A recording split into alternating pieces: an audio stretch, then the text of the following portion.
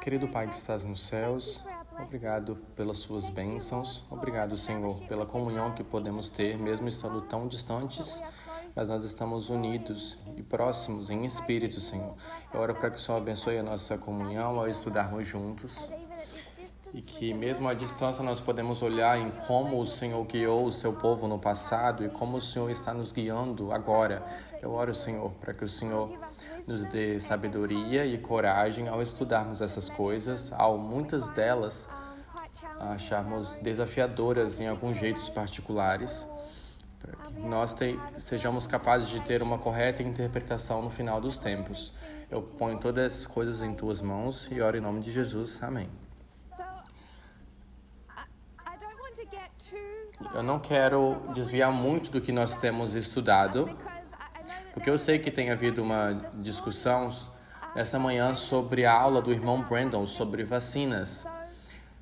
Então, provavelmente você já está ciente de que parte da direção que eu estou encaminhando vai incluir a discussão de teorias de conspiração, incluindo esses tópicos particulares.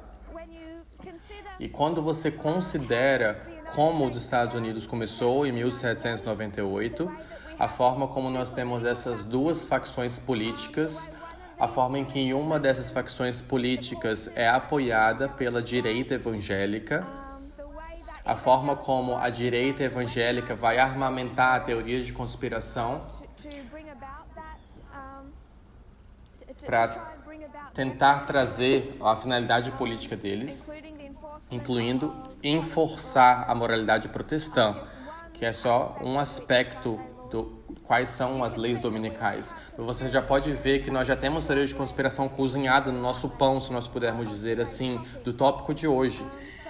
Então, eu quero trazer teoria de conspiração, não era minha intenção mencionar vacinas, mas eu vou tentar incluir algumas dessas coisas ao discutirmos teorias de conspiração, porque eu sei que para cada um de nós uma teoria de conspiração diferente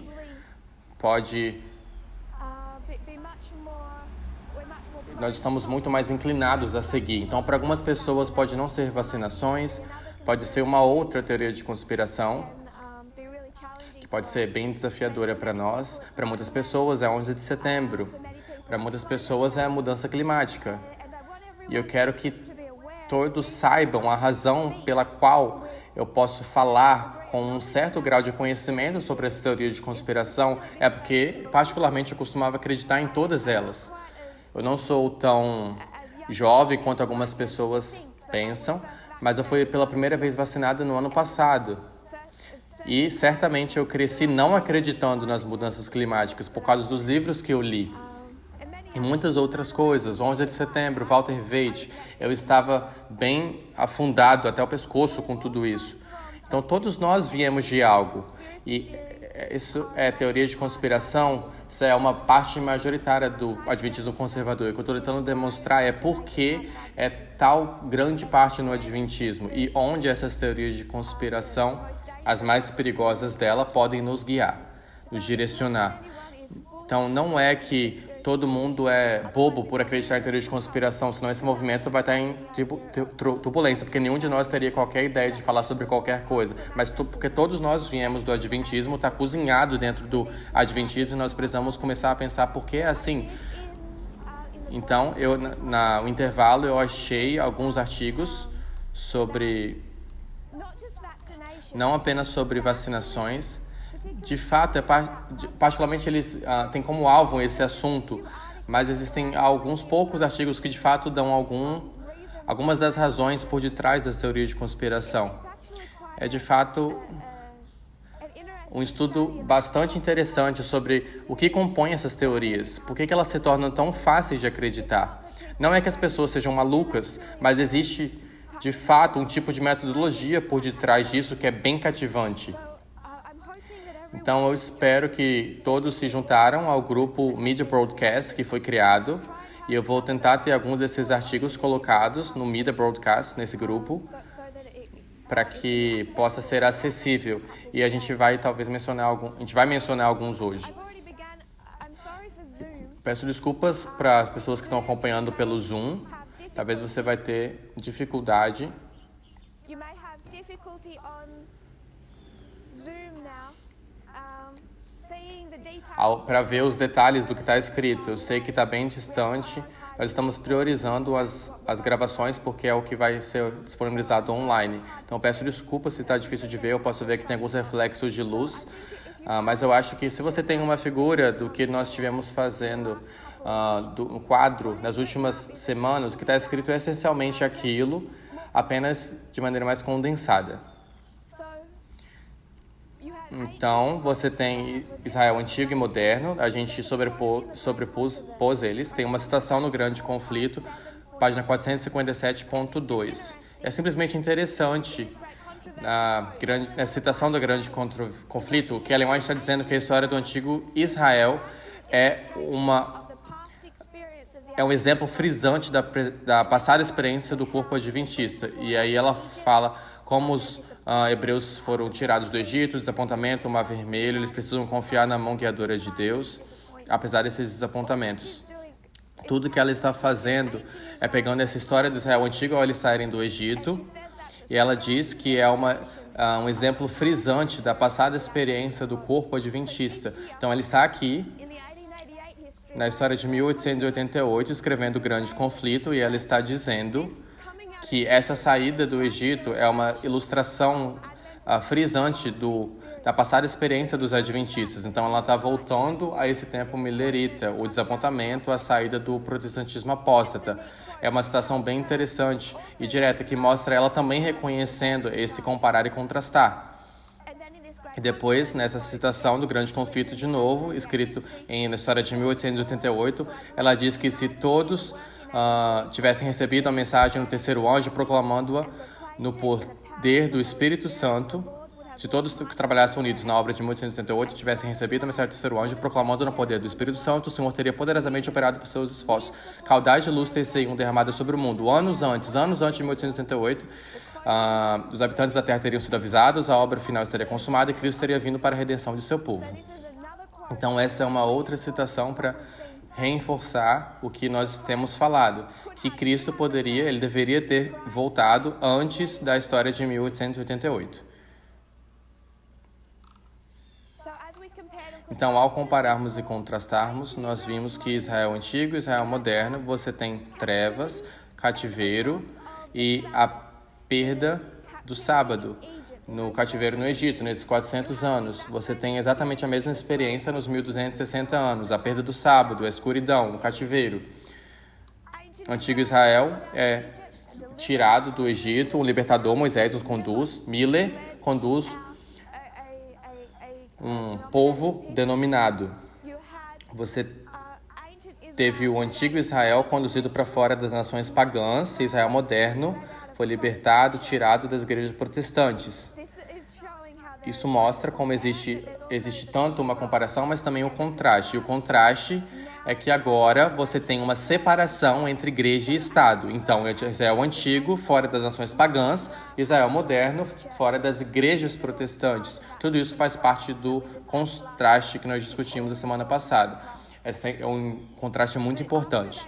Depois eles saíram do Egito, depois de 1844, o sábado é reinstituído, trazido à frente do povo de Deus de novo. Deus é gentil com a maneira como Ele nos conduz, aceitamos uma verdade após a outra. Você vê isso nesse movimento, você vê isso lá atrás. Então, nesse período de tempo, Ele diz que é hora para eles serem requeridos a guardar o sábado do sétimo dia. Então, você tem um profeta dado. Moisés, no Israel antigo, escreveu a lei deles.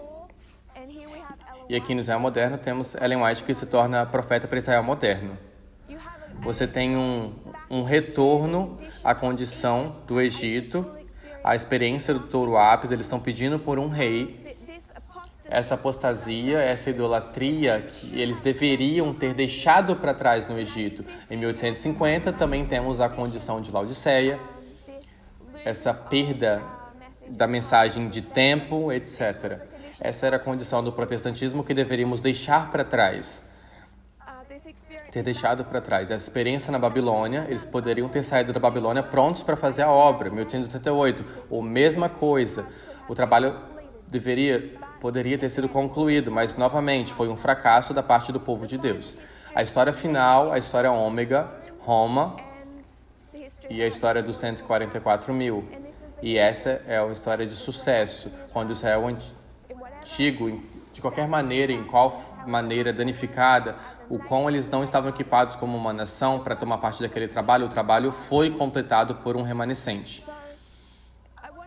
Então eu queria perguntar, quais são as 3 coisas que o povo de Deus, do Israel antigo, tiveram errado nessa história? Então nós discutimos parte disso. O que eles tiveram errado, que causou que eles rejeitassem a Cristo, é que eles estavam errados sobre o rei, o reino e os eventos externos. Então eles estavam errados sobre o rei, eles estavam errados sobre o reino, mas eles também estavam errados sobre os eventos externos. A razão pela qual eles estavam errados sobre os eventos externos é que você não pode interpretar de maneira errada a natureza do reino e então ter o entendimento correto dos eventos externos que se relacionam com aquele reino. Então eles esperavam a queda de Roma, o que eles não esperavam era a destruição de Jerusalém. Isso se relaciona, de novo, isso é um contraste interessante. Quando você volta àquela história, eles não entendem os eventos relacionados ao Israel antigo, mas também não entendem os eventos relacionados ao fim da Terra Gloriosa. Então, eles entendem de maneira equivocada a experiência do Israel antigo. Eles também entendem de maneira equivocada os eventos relacionados à Terra Gloriosa. E a Terra Gloriosa é onde hoje? São os Estados Unidos. Então, nós, adventistas, na mesma condição de Israel antigo, existem 3 áreas de erro. Não entendemos a natureza do rei, não entendemos a natureza do reino e também os eventos externos que se relacionam com o Israel moderno, o povo final denominado de Deus, o adventismo do 7º dia.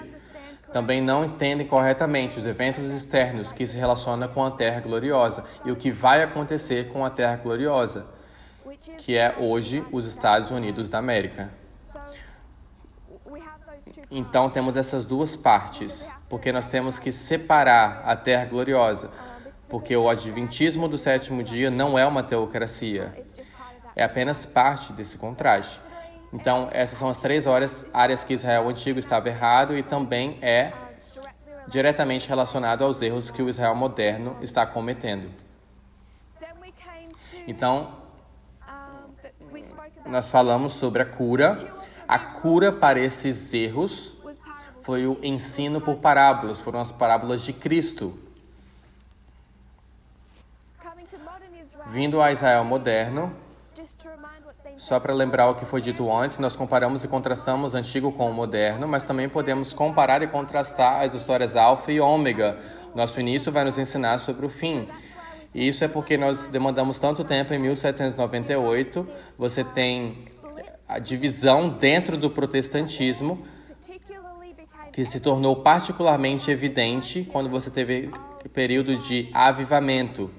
Então, o primeiro grande despertar, estamos começando o segundo grande despertamento, e essa divisão entre liberal e conservador foi dividido particularmente sobre como eles se relacionam com os eventos externos, como ambos viam a Revolução Americana, a formação da República, a natureza da Constituição, a América como nação secular ou cristã, a Revolução Francesa, etc.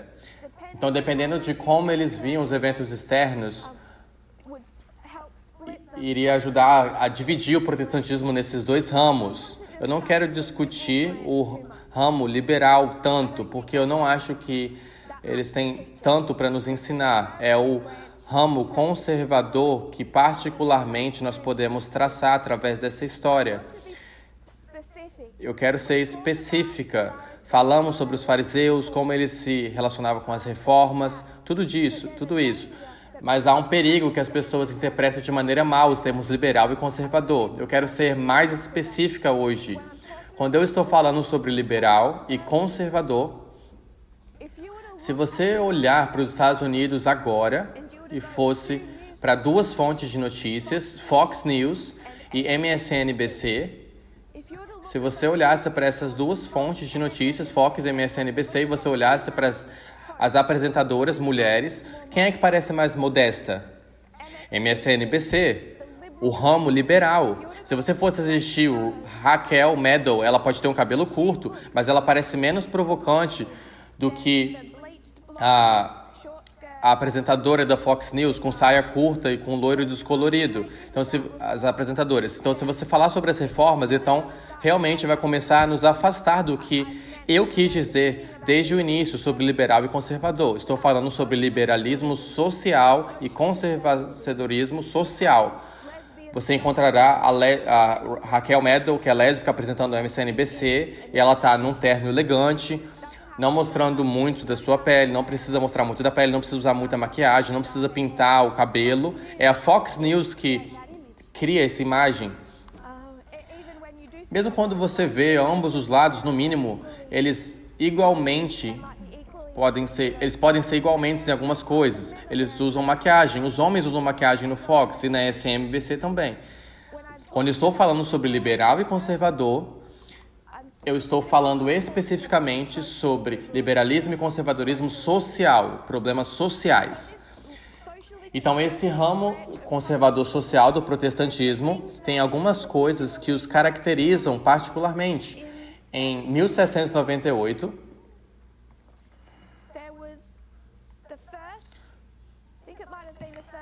houve o primeiro, pelo menos dois de três, se não todos os três. Eu acho que foram dois. Se você pegar 1798 e depois 1699, combinar esses 2 anos, houve 3 sermões amplamente divulgados pelo reverendo Jedediah Morse, revelando uma conspiração negra. Aquela conspiração negra envolvendo tanto críticos domésticos da administração presidencial de John Adams e a ordem misteriosa dos anarquistas, conhecidos como os Bávaros Illuminatis, emoldurando suas suspeitas na forma de uma jeremiada. Jeremiada é como o livro de Jeremias, é um longo lamento horrível e amargo sobre os males e imoralidades da sociedade. Porque ele enquadrou seus sermões daquela maneira, o que Jedediah era? É que ele retratou essa conspiração dos Illuminati como um teste divino para os Estados Unidos.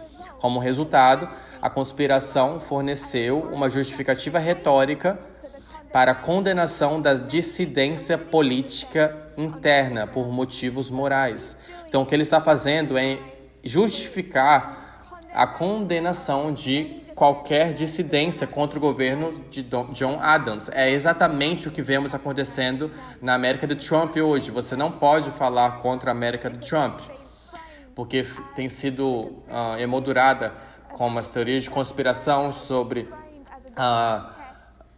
o estado profundo na América, tem sido emoldurado como um teste divino da piedade da América civil. Então nós discutimos isso caracteriza ele, o estado profundo, e quando eu falo estado profundo, não é hoje como todos aqueles democratas, são os democratas e também os republicanos desleais, e há palavras diferentes para eles dentro do Partido Republicano. Mas isso ultrapassa as linhas partidárias. É um estado profundo que é particularmente de um lado, mas também são todos dentro do seu próprio partido que não são leais, o que eles dizem, né? Então, discutimos o outro lado. O outro partido político era o Thomas Jefferson, mas você também teve o Hamilton. O Hamilton pertencia ao mesmo partido político do John Adams, mas ele não era leal a John Adams. Então, ambos os homens foram trazidos para dentro, como se fosse dessa teoria de conspiração, que cruzou as linhas de partido. Isso é o que tornava esse estado profundo mal. Não importa qual partido você pertencia, eles são tudo parte do Illuminati, todo tem uma agenda satânica. De novo, essa ideia de que há um estado profundo controlado por Satanás é diretamente satânica, também caracterizada por suas crenças que a América foi formada como uma nação cristã construída sobre princípios morais cristãos. A combinação de igreja e Estado. Eles acreditam na combinação de igreja e Estado, mesmo que eles possam expressar de uma forma diferente. Se eu puder me referir a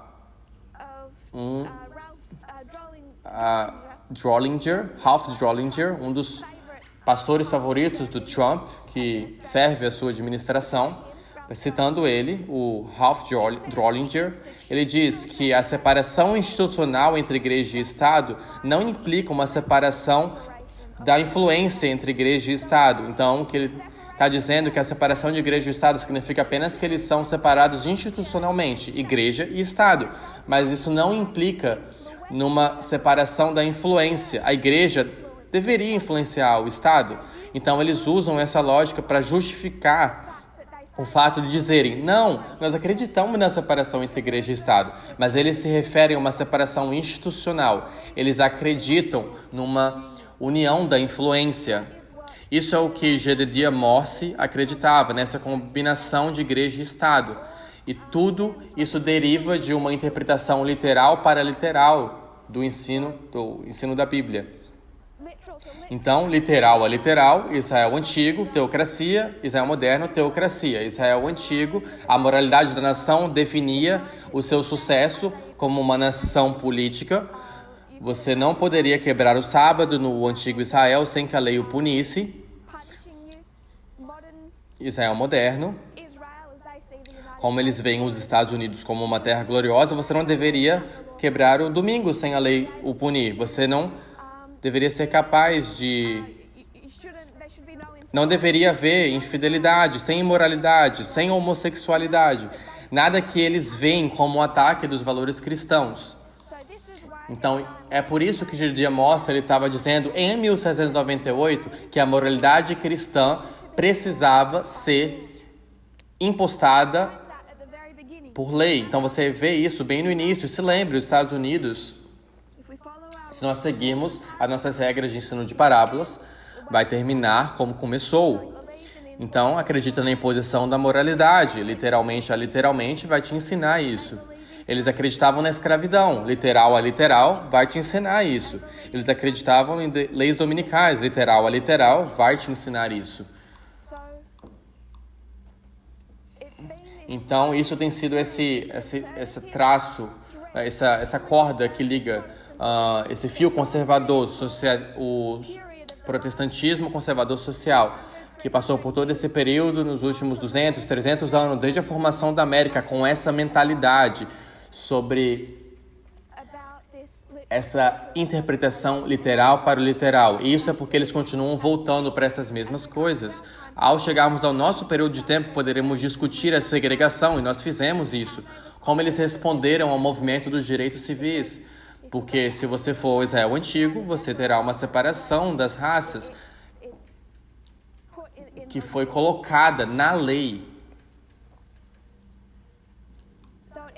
Então, em cada ponto, eles estão usando a mesma metodologia. Então, quando nós sobrepusemos Israel antigo e o começo de Israel moderno e o fim de Israel moderno, vimos que todo está formulado com eventos recentes. No início do Israel moderno, você tinha a abolição dos jesuítas em 1773, a Revolução Americana, a Declaração de Independência, a Constituição e a formação de uma república, a Revolução Francesa, o fim do poder papal em 1798. Todos esses eventos externos estão criando o interesse no protestantismo sobre Daniel e Apocalipse. 1989, chegando no nosso tempo do fim, teve a mesma coisa, existiu a Guerra Fria, as revoluções na América Latina, a Revolução do Irã, a Guerra do Afeganistão. Israel, que havia sido restaurado, e em 1967 recuperou o controle de Jerusalém. Discutimos esses eventos externos e como criaram um interesse no protestantismo nos livros de Daniel e Apocalipse, nas poucas décadas que antecederam 1989, particularmente nos últimos 20 anos que antecederam. Nós citamos extensamente um artigo do Atlantic Então, eu só quero me referir de volta a algumas dessas referências. Após o arrebatamento, um período de 7 anos de tribulação cairia sobre aqueles que ficassem para trás. Então, há coisas óbvias que nós discordamos, que o Adventismo e o Protestantismo discordam. O arrebatamento é um deles. Mas eles acreditam que esse período de tempo começaria com o aparecimento de um anticristo como líder de uma confederação de 10 nações. Então, ele parecerá ser um homem de paz e ficará do lado de Israel, quando este for ameaçado pela coalizão do norte, que agora se espera que seja liderada pela Rússia, incluindo a Alemanha Oriental, os árabes e o Irã. A compreensão de que os santos arrebatados, os fiéis que foram arrebatados, foram prudentes em crer em Jesus, fará com que 144 mil judeus e uma multidão de gentios o aceitem como Salvador e Messias. Esses convertidos, juntamente com 2 profetas notáveis, provavelmente Moisés e Elias, trazidos à volta, ganharão outros para Cristo.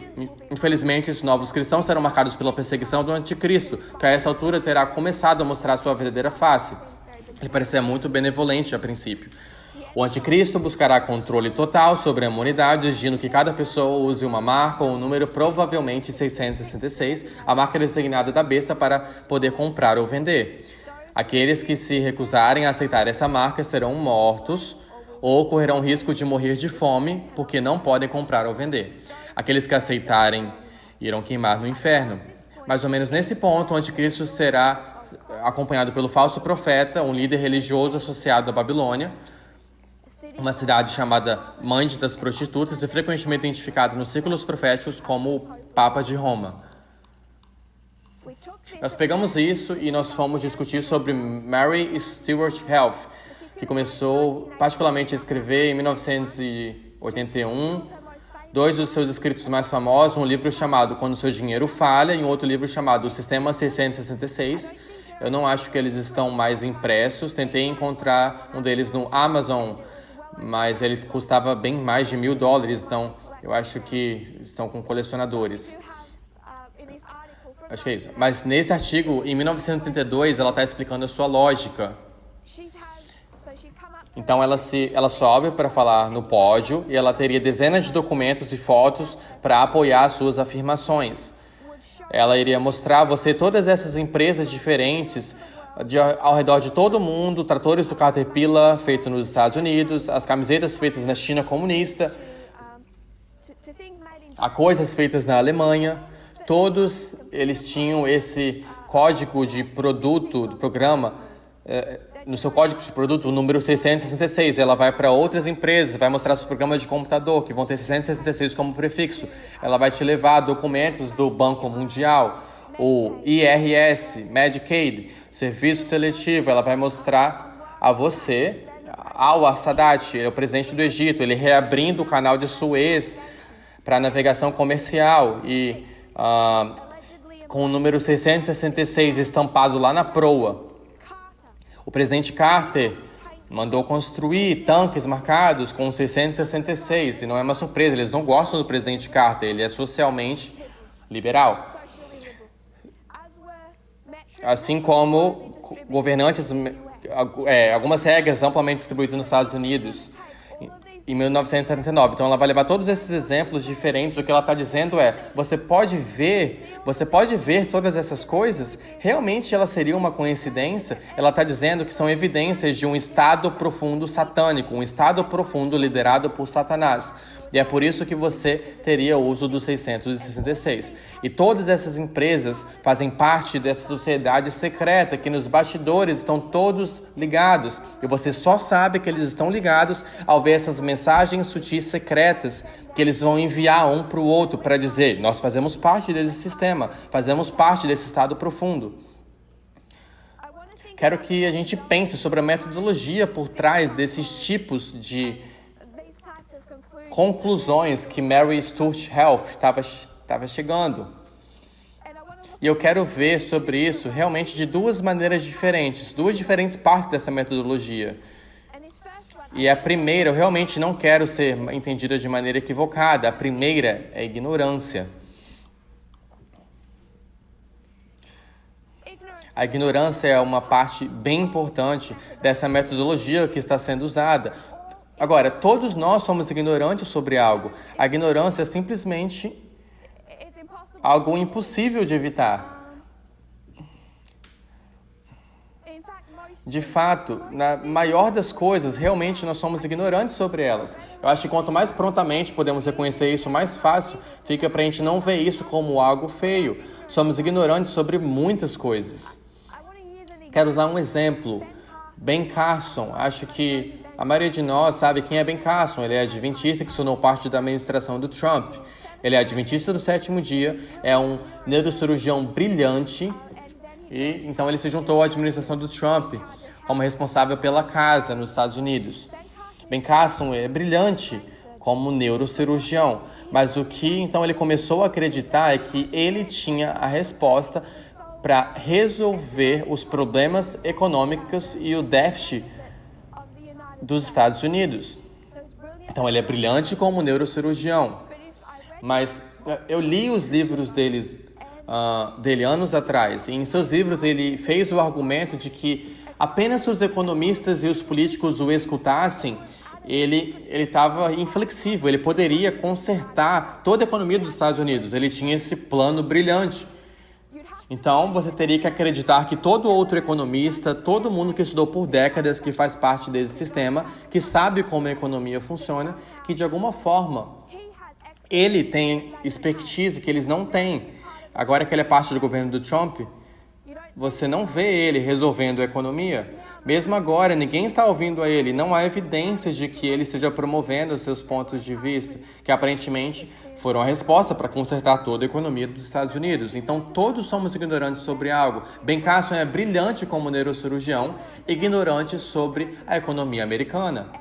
E se ele pudesse reconhecer isso, isso pouparia, se nós pudermos reconhecer isso, isso pouparia regular people. muitas dores nas pessoas. Ele é um neurocirurgião brilhante. Como ele está lidando com a crise imobiliária nos Estados Unidos? Muito, muito mal. Muito mal. We're all Então, todos nós somos ignorantes sobre algo, mesmo se formos brilhantes em algumas áreas específicas. and when we can E ignore quando pudermos reconhecer isso, então it can solve a lot. isso pode resolver muitos problemas. Believe that this is Acredito que isso é parte do problema com Walter Waite. Ele pode ser brilhante em áreas de ciência, mas quando essa inteligência, esse conhecimento não se correlaciona com outra área, com outro território, por exemplo, nada que ele entenda sobre a composição de um átomo vai ajudá-lo a entender melhor the core a causa e a necessidade pelas Nações Unidas. and many brilliant people E muitas pessoas brilhantes criam problemas no mundo quando acreditam are equipped que estão equipadas with their expert para dar seus conselhos especializados em áreas que estão fora do seu campo de especialização. Eu quero dar alguns exemplos and how ignorance. de como a ignorância afeta as teorias de conspiração. I watched a Então, eu assisti um documentário. I'm going to talk about Eu vou falar sobre mim quando eu falo isso, porque essas são as coisas que eu acreditava. Então, eu vou falar sobre a morte da princesa Diana. Eu assisti um documentário sobre a morte dela. and they were making Foi feita por made by conspiracy teóricos da conspiração. Eles estavam argumentando que ela foi assassinada, que sua morte foi intencional. E eu assisti aquele documentário e eu achei que fazia sentido para mim. O que eles estão dizendo fazia sentido. Então, eu acreditei que ela foi assassinada. Eu quero dar para vocês uma das razões que eles deram para a conclusão deles. A princesa Diana sofreu um acidente de carro.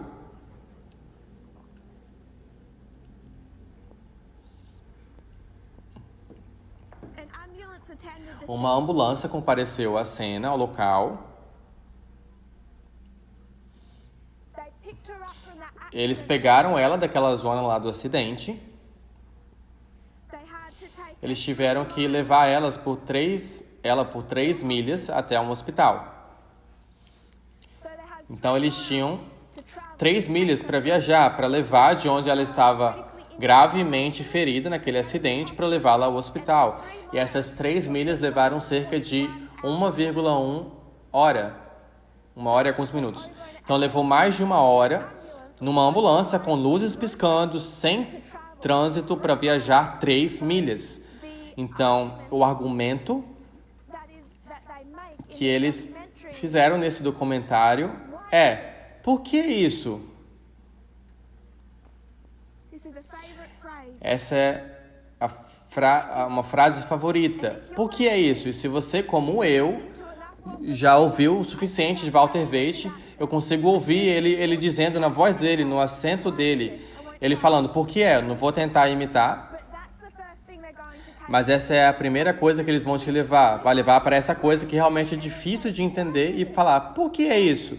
It took 1.1 Que levou 1,1 de hora em uma ambulância com luzes piscando e sem trânsito para viajar 3 milhas.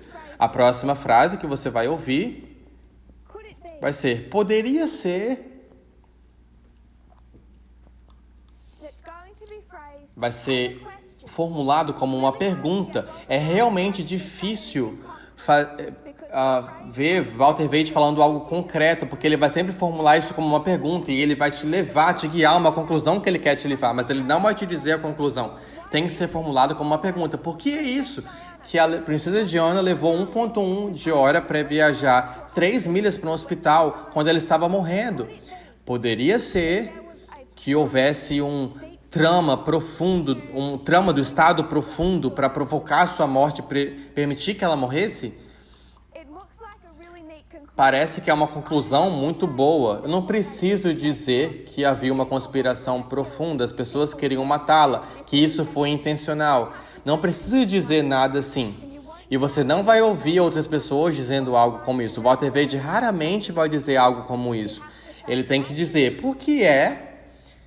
Ele traz uma pergunta à sua mente, parece estranho, parece que é algo que você não entende, e então eles vão perguntar: poderia ser?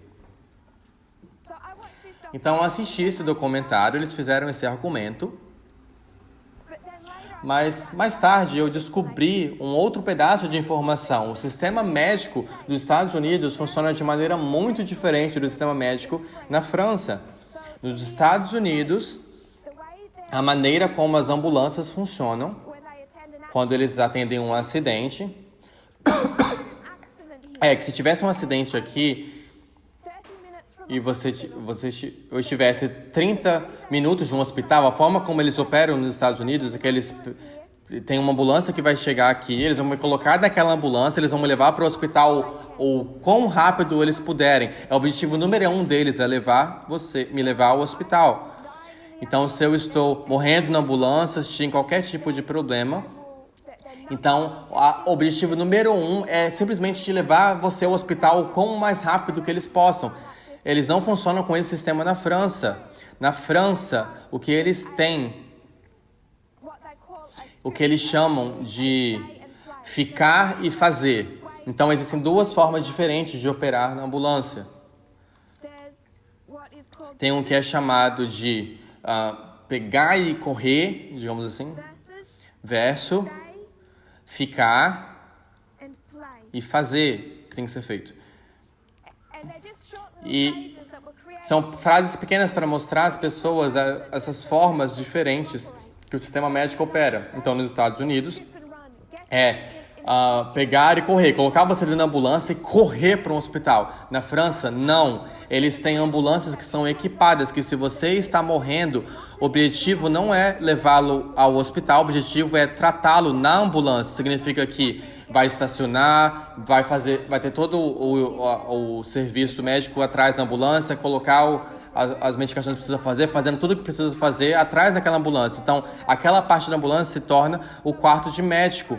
between how O quarto do hospital, digamos assim. Então, essa é a diferença entre a forma do sistema médico como funciona nos Estados Unidos e em muitos outros países, comparado com a forma que eles funcionam na França. this is how ambulances operate. Isso é a forma que é assim que se funciona na França, é completamente normal que ia levar 1 hora e alguns minutos para viajar 3 milhas, quando eles estão tratando ela lá na parte de trás da ambulância, que vai exigir que eles vão devagar, que eles parassem, para que eles possam que possam fazer alguns procedimentos. Então, de novo, isso é algo que eles vão falar. Porque isso poderia ser alguém que não conhece essa informação, que é ignorante sobre o sistema médico, como eu era, e em algum degrau ainda sou, você veria a evidência de uma conspiração. Mas quando você tem informações, você vê que esse poderia ser, na verdade, não é sustentado por nenhum tipo de fato.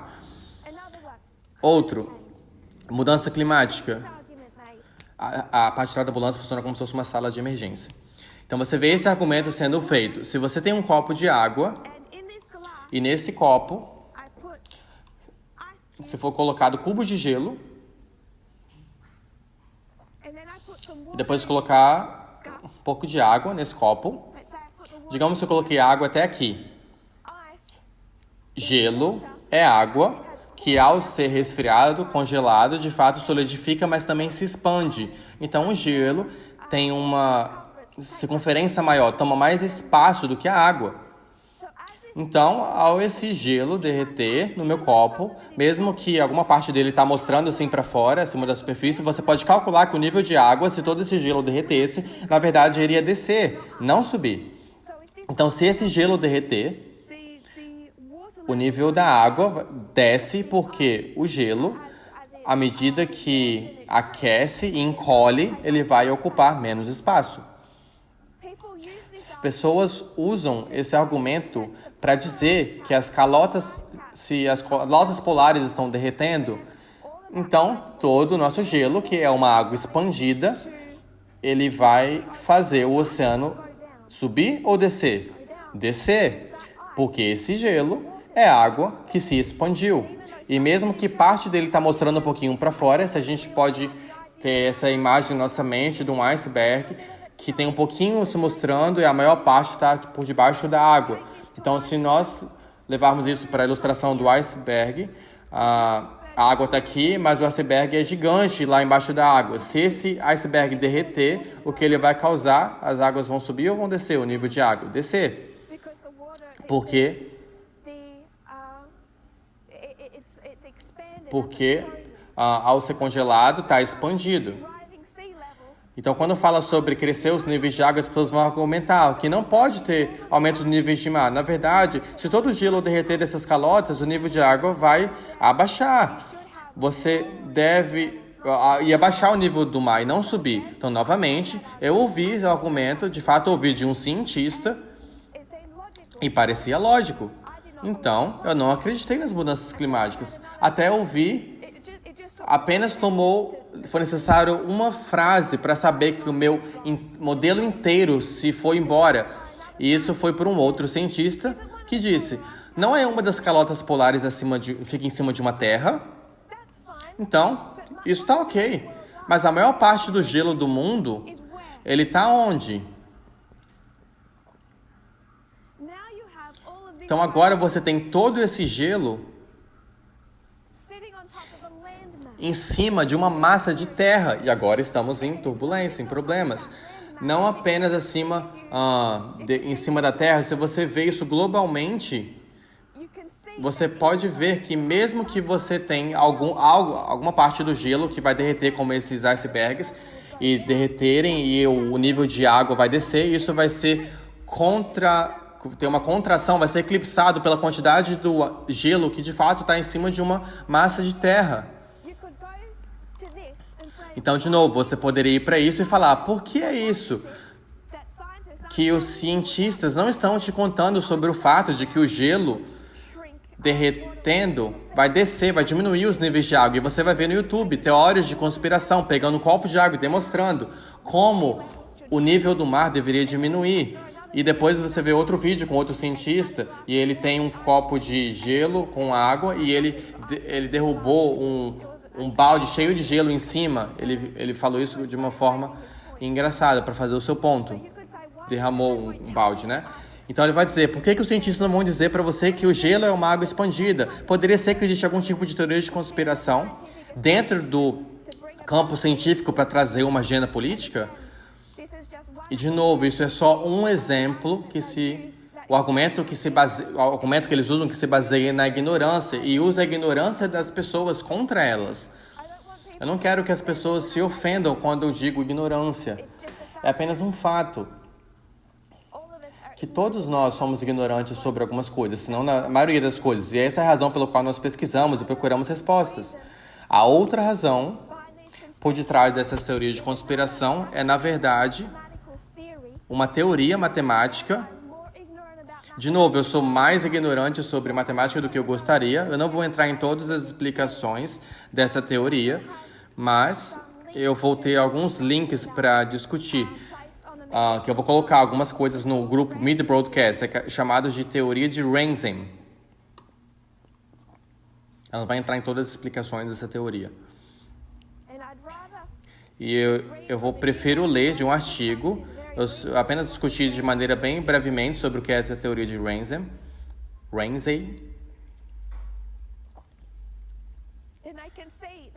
E esse aqui é da a revista Science Alert, Alerta da Ciência. Vai fazer um link com uma conversa, uma fala do TED, que é uma fala educacional. É chamado da origem das inúmeras teorias de conspiração. Esse princípio matemático faz com que nós acreditemos em teorias de conspiração malucas. Não há como negar que os seres humanos são criaturas incríveis, capazes de colocar um veículo especial em Marte, detectar ondas gravitacionais, encontrar o bóson de Higgs. Mas há um comportamento peculiar que persiste, e é a nossa crença em teorias de conspiração estranhas. O que é ainda mais estranho de nós precisarmos de algo em que acreditar, que praticamente nós não podemos evitar isso. Nós, humanos, amamos encontrar ordem no caos. E acredito que Deus nos fez dessa forma. Nós somos projetados para ver padrões. É por isso que nós olhamos para as nuvens e começamos a querer saber qual forma que elas estão fazendo, o que elas se parecem. Os humanos adoram encontrar ordem no caos. E de tentar encontrar ordem no caos, nós temos Herman Melville, o adivinho, o falso pouso na Lua, a negação da mudança climática. O vídeo, o link que está fazendo conexão com esse vídeo do TED, fala que se você pegar todo o texto do Moby Dick, de Herman Melville, e organizar todo aquele texto do livro em um retângulo, você vai encontrar dentro dessas letras reunidas, ao você espremer dentro de um retângulo, você vai encontrar a previsão sobre o assassinato de Martin Luther King e a morte da princesa Diana. Estranho, né? Bem, na verdade não, porque em um mundo de caos aleatório, onde nós humanos dependemos de ordem, nossos cérebros farão o que for preciso para encontrar essa ordem, seja encontrando padrões de palavras em uma massa de letras ou formas familiares nas constelações acima de nós. Isso é porque você tem aquele jogo, tipo caça-palavras, você tem que achar palavras. Nós somos feitos para fazer isso, fomos construídos para tentar encontrar ordem no caos. Tudo isso é explicado por um princípio matemático chamado de teoria de Renzen. É o nome de um matemático e filósofo britânico, o Frank P. Renzen. A teoria de Renzen afirma que, dados um número suficiente de elementos em um conjunto ou estrutura, algum padrão particular interessante entre eles certamente surgirá. Então ele mostra como mesmo num pequeno grupo, você vai quase inevitavelmente achar algum padrão. O exemplo que costumam dar para demonstrar isso é se você tem algumas pessoas em uma festa. Imagine que você está em uma festa com outros 6 convidados. Sem saber absolutamente nada sobre essas pessoas, é uma inevitabilidade matemática que algum grupo de 3 dessas pessoas ou se conheçam ou nunca tenham se conhecido antes dessa festa. Com base no número de possibilidades que podem ser aplicadas ao grupo.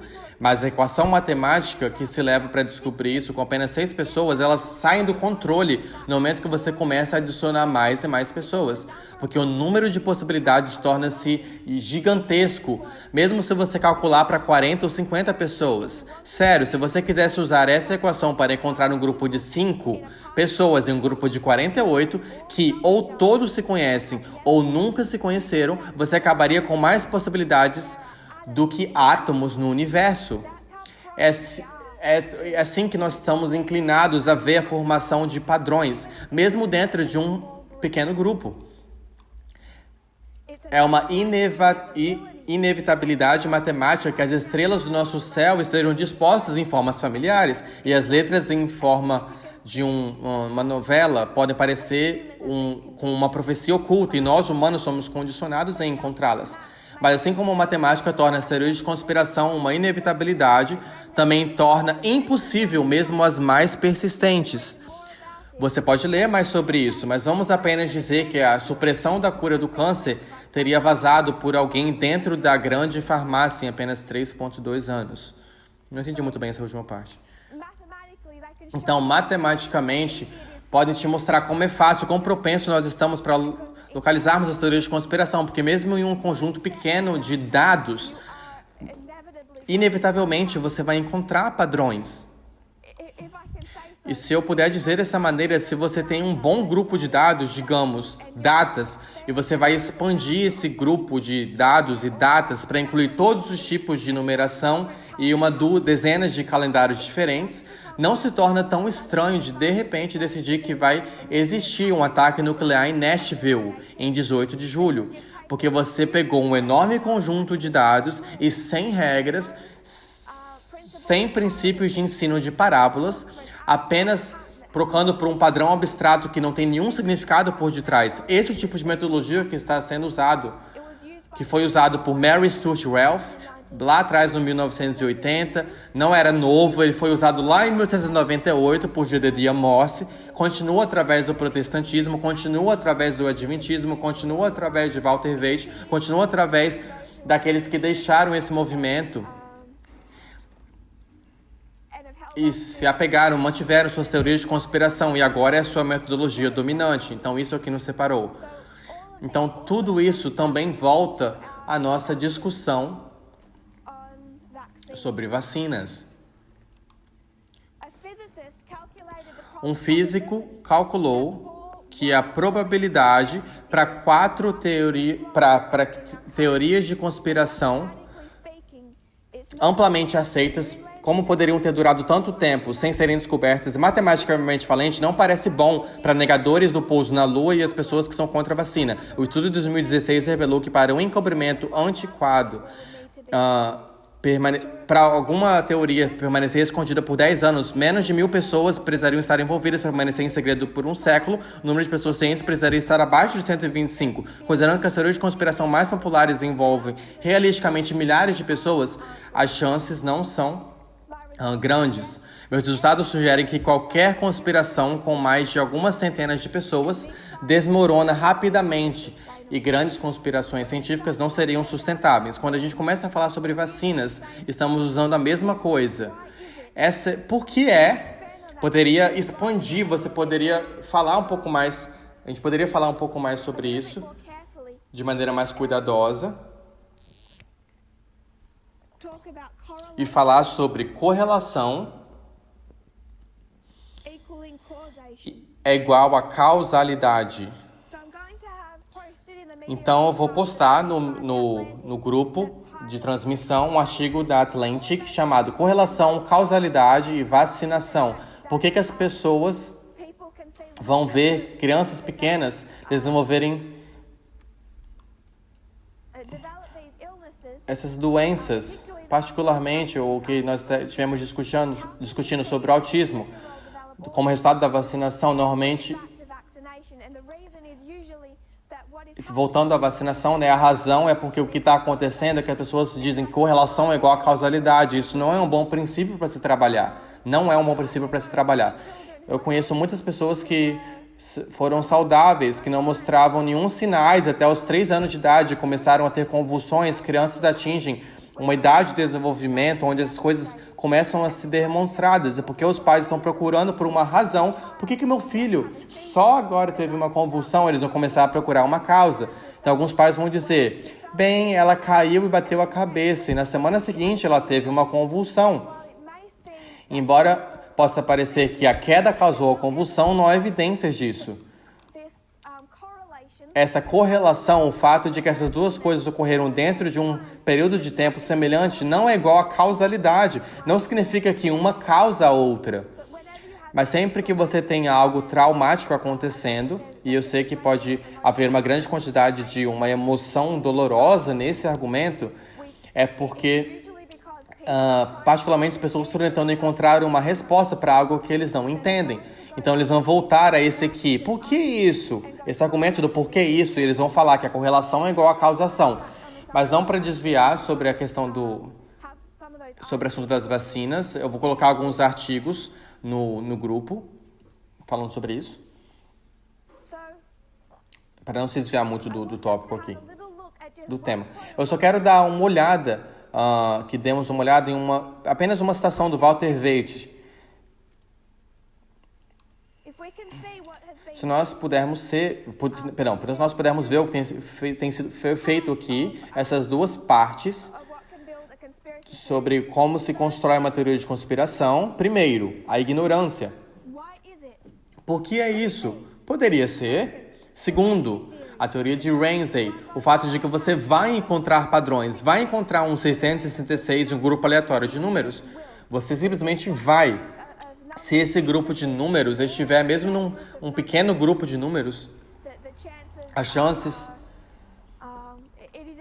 é inevitável que vai existir algum tipo de padrão. Dependendo do tamanho do grupo, é bem provável que o padrão vai incluir o 666. Usamos 2 exemplos de como a ignorância é construída nessa teoria de conspiração. A morte da princesa Diana, apenas ignorância básica sobre os diferentes sistemas médicos ao redor do mundo, ignorância sobre a nossa mudança climática e o derretimento das calotas polares, a elevação do nível do mar. Então, olhamos brevemente sobre a teoria de Ramsey, que eu vou colocar um artigo que vai explicar melhor do que eu. Mas eu vou apagar isso. E é apenas uma citação de Walter Waite, realmente apenas um parágrafo que eu quero que a gente veja. E vermos o quanto nós temos ambos a ignorância e uma compreensão equivocada, teoria de Ramsey, embutidas nessa declaração. E eu vou ser honesta, tanto por tempo quanto por sanidade, eu não assisti muito dele para pegar essa citação. Eu só assisti 5 minutos para pegar o primeiro parágrafo que ele diz que contém, de fato, uma informação. Não é que eu não assisti a ele, eu cresci vendo ele. Eu acho que eu vi toda as séries que ele fez. Mas eu vou apenas pegar esse parágrafo,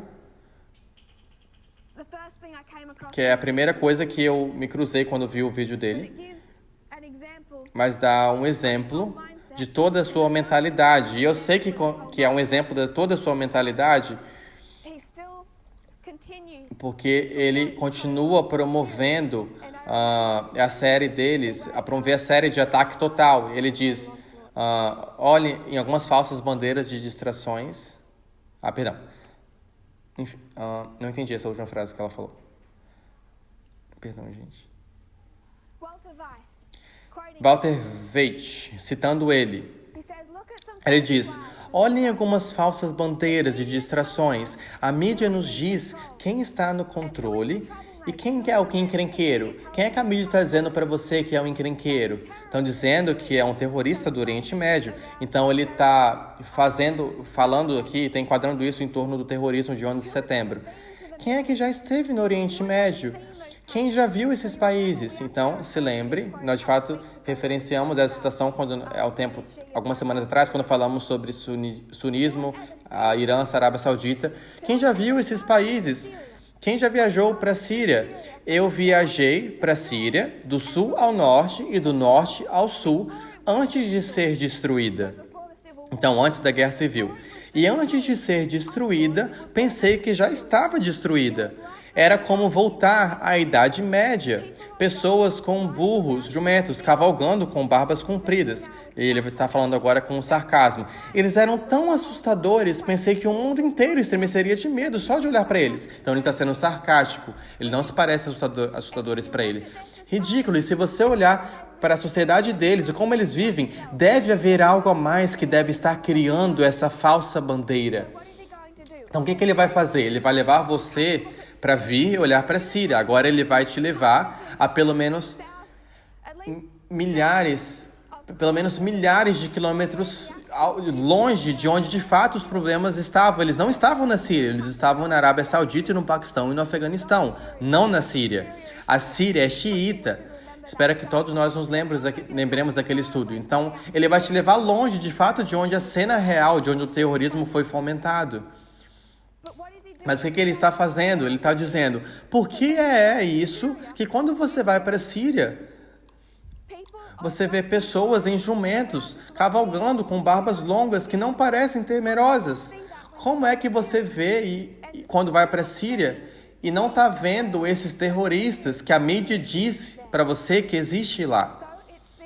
Então é aquele, por que é isso? E agora ele vai introduzir o poderia ser que esses terroristas sírios são uma bandeira falsa para outra pessoa, algo mais que está controlando nos bastidores e que estava por trás do 11 de setembro e esses ataques. Então, primeiro de tudo, eu já tentei, numa outra apresentação, lidar com a ignorância que está embutida nisso. Isso se torna bem fácil quando você começa a voltar àquela história. Nós fizemos isso. Nós mostramos o Irã.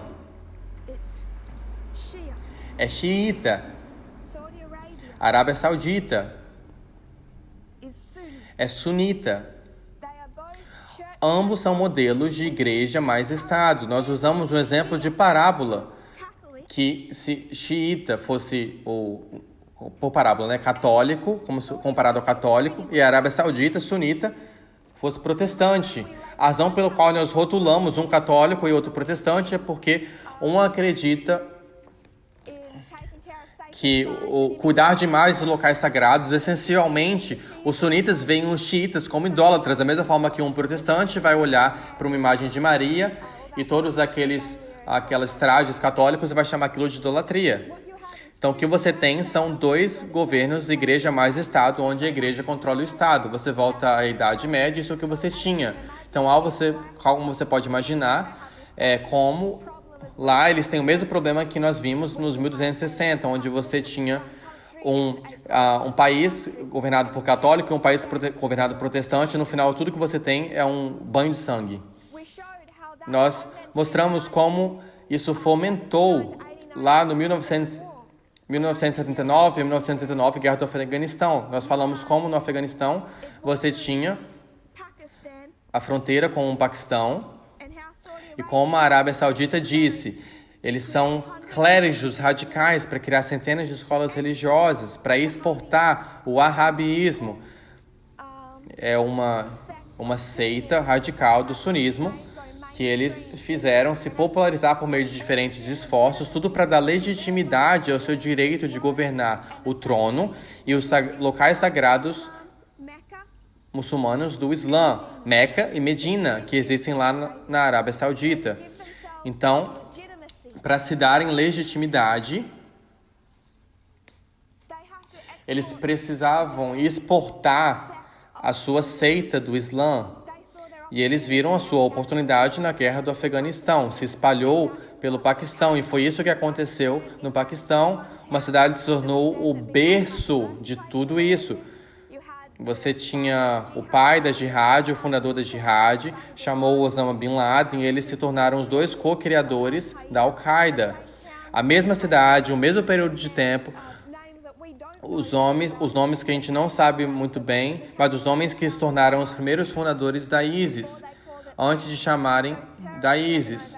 Essas organizações terroristas que surgiram como a sua versão radical do Islã foram particularmente fomentadas primariamente na Arábia Saudita. O Irã, eles têm o seu próprio. No Irã, eles têm o seu próprio, o que é chamado Hezbollah. Eles têm o Hezbollah, que é essencialmente uma organização bem terrorista radical xiita, mas você nunca vai ver o Hezbollah. Se você colocar o Hezbollah e o ISIS numa sala, eles vão se matar um ao outro, literalmente. Eles não estão em acordo, porque um é xiita e o outro é sunita. E esse ramo sunita que criou a Al-Qaeda e levou a ISIS, é por isso que você vai encontrar a grande maioria dos terroristas de 11 de setembro era da Arábia Saudita, saiu daqui. O que Walter White fez foi, eu fui para a Síria, viajei e olhei as pessoas, eles não pareciam assustadores, não pareciam terroristas que tivessem atingido o 11 de setembro. Primeiro, país errado. Segundo, xiita, não sunita. E por último, I don't want to get into who eu não quero entrar em detalhes sobre quem ele é como pessoa. Isso não é um comentário sobre ele, é um comentário sobre a afirmação. Essa declaração, ela é racista. É racista na razão de como você vê Middle East is com o que o Oriente Médio é capaz, o quanto modern Western da sociedade ocidental moderna nós devemos ao Oriente Médio, até a matemática que a gente discutiu antes. O quanto a gente deve a essas to regiões Asian region. asiáticas. O que eles nos deram? It's Ele, como se ele falasse isso, né? Ele falando isso. Então, eu não quero don't mean to comment on comentar sobre o homem. A declaração é racista, essentially saying essencialmente dizendo que eles não seriam terrorism, capazes de terrorismo. but leaving racism to one Mas deixando o racismo de um lado, eu sei que é parte da nossa discussão. it's his whole methodology. Toda a metodologia dele é baseada particularmente em ignorância. E, novamente, ele vai usar perguntas. Por que é isso? Que eu fui para a Síria I didn't see e eu não vi pessoas que pareciam assustadoras. E agora ele vai trazer o poderia ser. and again E, novamente, ele não apenas usa perguntas, ele também usa sarcasmo. E é muito difícil quando alguém ensina com perguntas e depois com sarcasmo. É realmente difícil entender qual é o seu verdadeiro objetivo, de qual é o seu ponto. is continuing Então, ele continua with the sarcasm. com sarcasmo, dizendo: não, são os zionistas que estão no controle. The bankers, Os banqueiros, os homens do dinheiro, os Rothschilds e tudo isso, eles estão no controle. Ele disse isso com um tom de sarcasmo. Você já ouviu disso? Aqui há algo interessante. Ele vai citar de uma enciclopédia judia que vai dizer que a família Rothschild foi os guardiões do tesouro papal. Rothschild é uma palavra alemã que significa escudo vermelho. E quem é que usava escudos vermelhos na guerra? O exército romano. Esse é o exército romano. Estes são os judeus de frente. Eles são judeus papistas. São pessoas papais disfarçadas. Para onde que a Roma vai estar nos levando? Então ele vai trazer these two parts of essas duas partes do que vai formar uma teoria de conspiração. Ele vai usar a ignorância, actual state porque de fato essa declaração é incrivelmente ignorante. Ele vai trazer a teoria de Renzen, essentially que é essencialmente com algum dado conjunto de dados, você vai ver algo que vai parecer com um padrão. he's molding them E ele está moldando essas duas coisas juntos de novo. Por detrás do que ele está dizendo, por mais que ele não vai pontuar isso por causa do sarcasmo e das questões, racism. é ainda racista. Ele está dizendo que os judeus estão em controle. Ele só quer se desviar um pouquinho disso, dizendo que eles não são os judeus de média, eles são os judeus And Jews papistas, eles são zionistas, judeus estão sendo controlados pelo Papa. anti-Semitic Então ele está usando isso, espalhando essa mensagem zionista antissemítica, que é ainda racista, e ele está voltando a isso dizendo, não é a culpa dele, esses judeus são controlados por alguém por detrás das cenas. E ele vai dar evidência a isso. Rothschild é uma palavra alemã que significa escudo vermelho. Por que é isso que o nome dele significa escudo vermelho? E se você olhar aqui, quem é que usava o escudo vermelho na guerra? O exército romano. Esse é o exército romano. Então ele vai levar você de por que é isso para poderia ser, para uma teoria de conspiração que é completamente completely ilógico, based on a name. baseado em um nome. Eu vou citar um artigo da revista Spectrum. Por favor, ninguém me apedreje por isso. This is a Spectrum magazine. É a revista do Spectrum Magazine, um artigo que está falando sobre Walter Waite. Eu só vou pegar um ponto que eles fizeram. Is it really just a coincidence? É realmente apenas uma coincidência que Waite, o sobrenome do Walter Waite, seja o nome germanizado de Vitus, que foi um dos 14 santos ajudantes da Igreja Católica Romana, e que por acaso também é o santo padroeiro dos atores. To repeat that. Repetindo.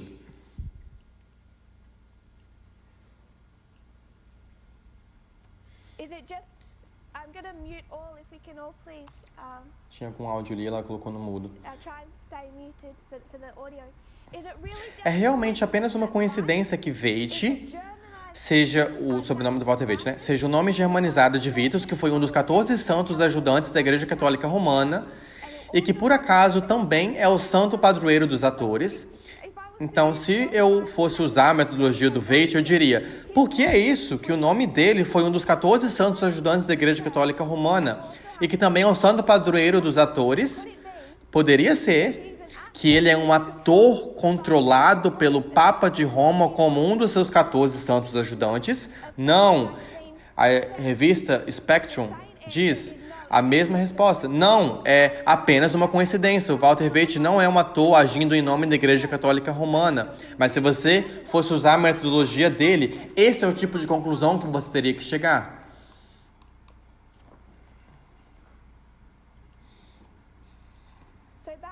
Então, voltando ao que ele diz aqui. Eu vou apagar isso. Não, eu vou deixar por um momento. Ele diz que os zionistas estão no controle, os banqueiros, os homens do dinheiro, os Rothschilds. Ele afirma não acreditar nisso, mas o que ele está dizendo é que eles estão em controle, mas por detrás dos Rothschilds,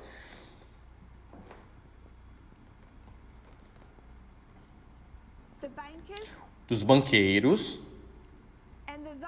e dos zionistas, está o Papa. E o que todos eles têm em comum? Zionistas se refere aos judeus, os Rothschilds eram uma família judia, os banqueiros eram associados aos judeus. São todos judeus.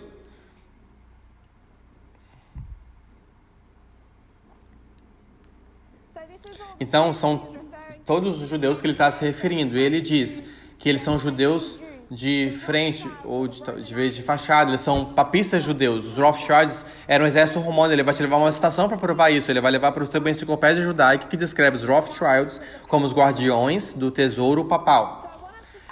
Então, quero que a gente realmente veja, investigue sobre os Rothschilds. A primeira coisa que eu notei, ele realmente tenta fugir disso, é que essa enciclopédia judaica que ele está citando é uma enciclopédia de 1906. Então, só para nós sabermos que isso é 114 anos atrás, que foram descritos como os guardiões do tesouro papal. E nesse vídeo, eu acho que é de 2018. Então, ele não vai voltar nem de uma década ou mais atrás. Isso é recente. E ele não leva em consideração o fato de que essa enciclopédia judaica tem mais de 100 anos. Portanto, os Rothschilds, eles eram uma família judia rica de banqueiros no século XVIII. Alguns de seus descendentes se espalharam pelo mundo e muitos são ricos. Mas apenas para colocar isso em contexto hoje... Tinha uma mosca ali na frente da câmera. Apenas para colocar isso no contexto hoje, o Rothschild mais rico vivo hoje, o mais rico da família do Rothschild vivo hoje, ele tem 1,7 bilhões de dólares. Esse é o Benjamin Rothschild. Então, isso é hoje, em 2020. O Benjamin Rothschild, ele tem 1,7 bilhões de dólares, conforme documentado pelas pessoas vivas mais ricas da lista de Forbes. Isso pode parecer significativo e impressionante, mas esse é o número 1121 na lista das pessoas mais ricas do mundo. Então, a pessoa Rothschild mais rico vivo hoje, ele ocupa a posição 1121 da pessoa mais rica na Terra. Então, quando você considera que isso deveria ser supostamente a família rica que controla a elite por detrás das cenas desse estado satânico, estado profundo satânico, isso começa a parecer loucura. O mais rico, ele ocupa a posição 1120 na pessoa mais rica viva. A coisa mais próxima de qualquer empresa familiar Rothschild que se relaciona com Rothschild como uma família é a empresa de bancos de investimento do grupo Rothschild, cujo lucro anual é de 70 milhões de dólares.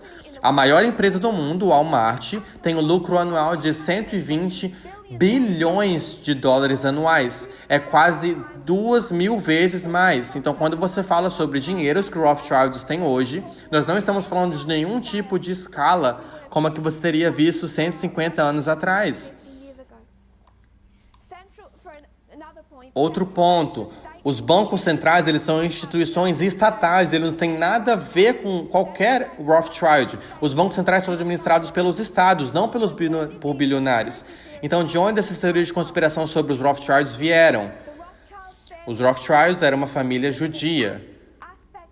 É um aspecto do antissemitismo acreditar que os judeus são poderosos manipuladores nos bastidores de eventos globais. Então, o que acontece é que se você voltar centenas de anos, você veria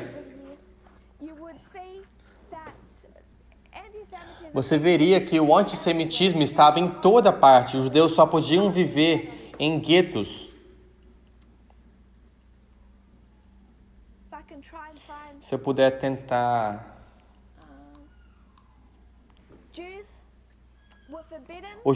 Os judeus foram proibidos em alguns lugares de possuir qualquer propriedade. Então, você tem um país, tem um grupo de judeus e tem um grupo de cristãos. E o povo judeu está proibido de possuir qualquer propriedade. Eles são segregados e forçados a viver em guetos. Os cristãos, por causa da sua crença, em certas passagens das Escrituras, acreditam que eles não podem emprestar qualquer dinheiro. Eles não acreditavam que é certo para um cristão emprestar dinheiro a qualquer pessoa, porque eles acreditam que isso é antibíblico. Então, os cristãos não se tornaram ativos no sistema bancário por causa de suas crenças cristãs sobre emprestar dinheiro. Os judeus não se apegavam a essa mesma crença. Eles não leem as Escrituras e dizem que o dinheiro não deve ser emprestado. Então, você tem uma sociedade que é completamente semita, onde os judeus são segredados, eles não têm a permissão de possuir qualquer propriedade, eles são forçados a viver em guetos, mas eles também eram necessários por causa do sistema financeiro, para que o sistema financeiro funcione. Porque os cristãos não podem emprestar dinheiro uns aos outros, eles não acreditavam em emprestar naquela época. Mas os judeus, sim. Então, se um cristão precisa de dinheiro emprestado, para onde ele vai? Ele só poderia ir a um judeu. Então, os judeus se tornaram muito prevalecentes no sistema bancário. Não é porque eles tinham alguma agenda profunda, era simplesmente porque era uma das poucas coisas que eles podiam fazer para ter uma vida. E por causa desse antissemitismo que os segregava, enquanto os cristãos também precisavam deles para financiar os seus negócios. Então, foi realmente a prevalência dos judeus dentro do sistema bancário foi construída por causa desse sistema, essa diferença na crença religiosa relacionada aos empréstimos dos judeus, diferente dos cristãos. Eles também acreditavam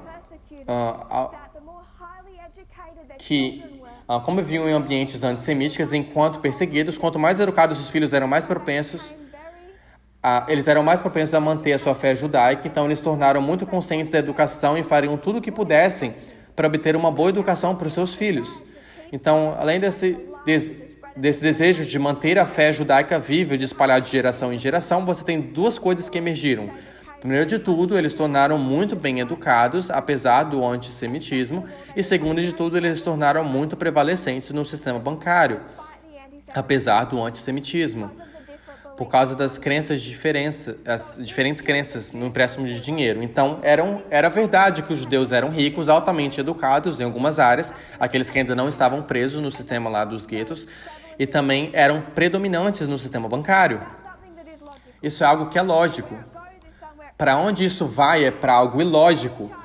Os Rothschild era apenas uma dessas famílias. Eles viviam nos guetos, eles se envolveram em empréstimo de dinheiro, porque somente os judeus podiam. E eles se construíram num mundo bancário. E eles se tornaram extremamente ricos. Eu acho que me referi a uma teoria de conspiração quando eu li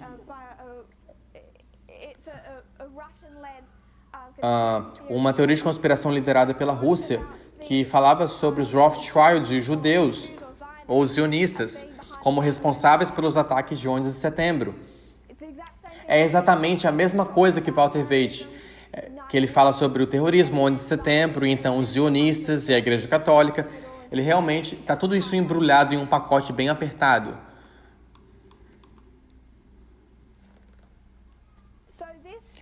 Então, isso criou o antissemitismo. Lá por trás, por volta dos 1800, era particularmente prevalecente na Igreja Católica Quando nós fizemos o estudo sobre the counterfeit of this, a contrafação disso, a contrafação do Israel moderno, quando nós voltamos e olhamos para a Babilônia moderna e vimos o Papa de Hitler, a maneira como a Igreja Católica respondeu à Segunda Guerra Mundial, Satanás tentar ressuscitar essa Babilônia moderna, esse califado do Israel moderno, essa contrafação, perdão, do Israel moderno. Vimos que dentro da Igreja Católica, geralmente através da sociedade, esse antissemitismo era muito prevalente.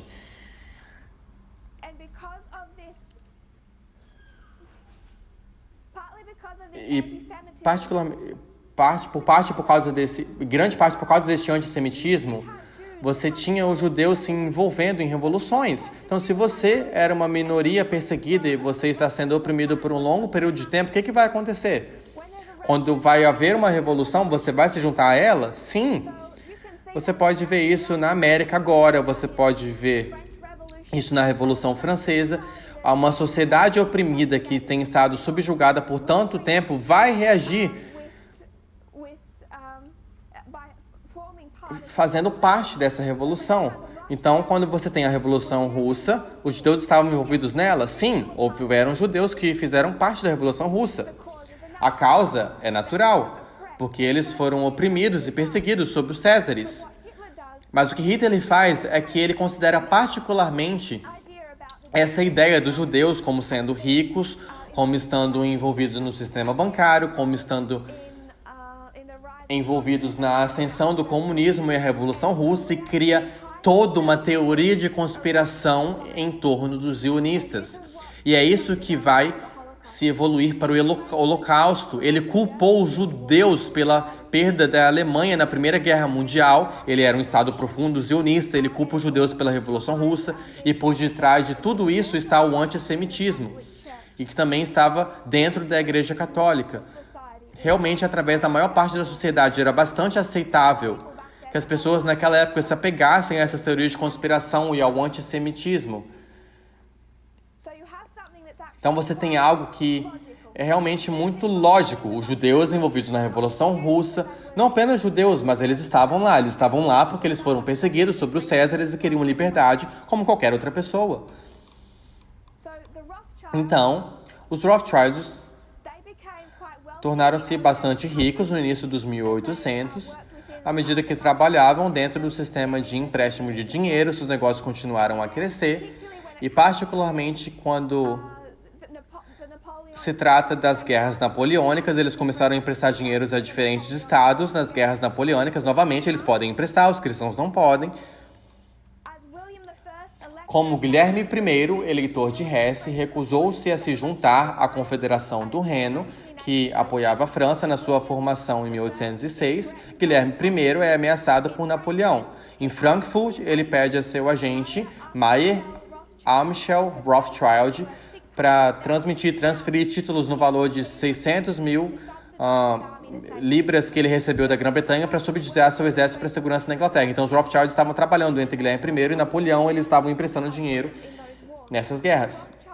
Rothschild, entretanto, usavam também o dinheiro para os seus próprios fins, com a ajuda de seus filhos Nathan Rothschild em Londres e James Rothschild em Paris. Eles primeiro usam o dinheiro para financiar o exército de Wellington na Guerra da Espanha contra Napoleão, com taxas de juros vantajosas.